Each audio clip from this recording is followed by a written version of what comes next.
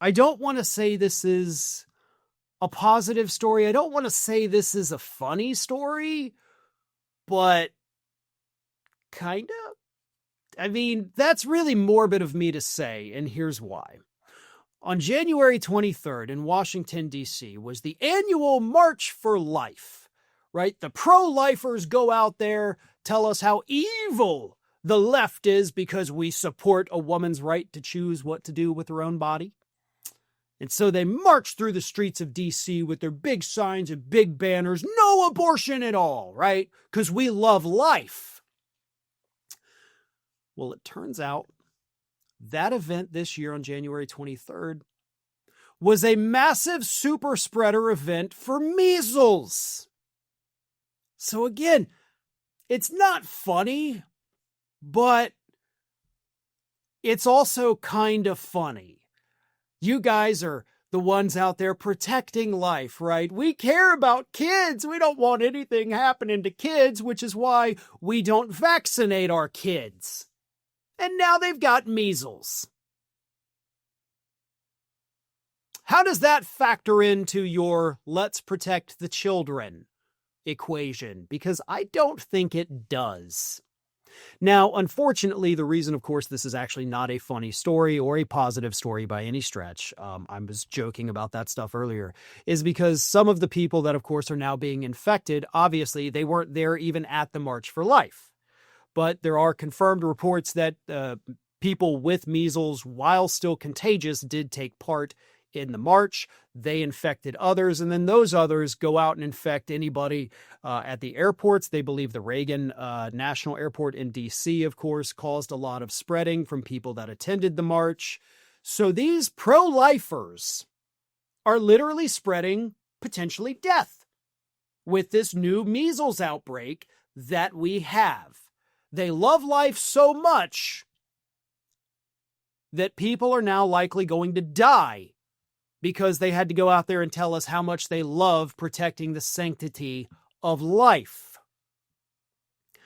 The measles outbreak, not just this one, but all the other ones, has gotten so bad that this week, Dr. Mehmet Oz, that quack working for the Centers for Medicaid and Medicare, came out and said this: not all illnesses are equally dangerous and not all people are equally susceptible to those illnesses, but measles is one where you should get your vaccine.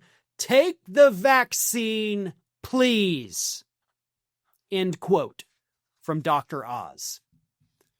The guy who is constantly at these White House events standing right next to noted anti-vaxxer Robert F. Kennedy Jr., the guy who bears a hell of a lot of responsibility for the current measles outbreaks across the United States. I mean, he has been the face of the anti-vax movement for a decade now, more than that.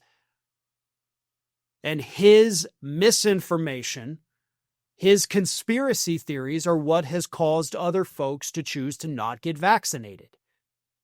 And because of that, we are in the situation we're in now, where it's gotten so bad that even Kennedy's right-hand man essentially is like, get the freaking vaccine, folks. I don't know why you're not doing it.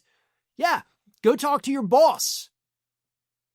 How about you tell that, brainworm-infested freak that he needs to shut the hell up because he doesn't know what he's talking about. I have explained in segments in the past, because there was a phenomenal piece written, about a year or so ago, maybe a little bit longer, about how Robert F. Kennedy Jr. cherry picks data. And I've even gone through some of the things he said, and I've found the studies, and I've also shown how he does that and misconstrues it and misrepresents it. But basically, here it is in a nutshell. He'll take first and foremost, he takes a bunch of words that 99% of the population can't even pronounce, let alone know what they mean. So he starts throwing those out there because that immediately creates this confusion. So now when he say these things, the public's already like, oh, whoa, okay, well, those are big words. And we assume because he's using the big words, he knows what he's talking about, right? Then phase two, then he starts throwing out numbers. and saying, well, 50% of the 98% of the kids have the diabetes today. And it's totally false, but your brain is already in a bit of a state of confusion, trying to decipher the first part of what he said, not because of his voice, but because of the words and all that, the confusion. So you're more willing to accept the false numbers he's throwing out. But when you go through the reports and you look, you will find the number 52%. And I use that because that was one of the statistics he had thrown out one time, but he attributes it to a different thing in the study. So if you search for the stat and the, the number and the words, they will show up in a search. So people who don't click on it will then be like, oh, well, yeah, it's there. 52% all kids have diabetes. But if you click on it, you see that those are actually two different parts of a study and they're not even related. It's not 52% have diabetes. It's 52% watch the news every day. 8% have diabetes. But the search will shorten it. So you see the two things you search for. See how that works? It's clever, sure. But it is also insanely deceptive. And that, of course, is a big reason we're seeing these outbreaks today. Thanks for watching, and if you are not already subscribed to the channel, please do so, and do not forget to like and comment and share widely among your friends.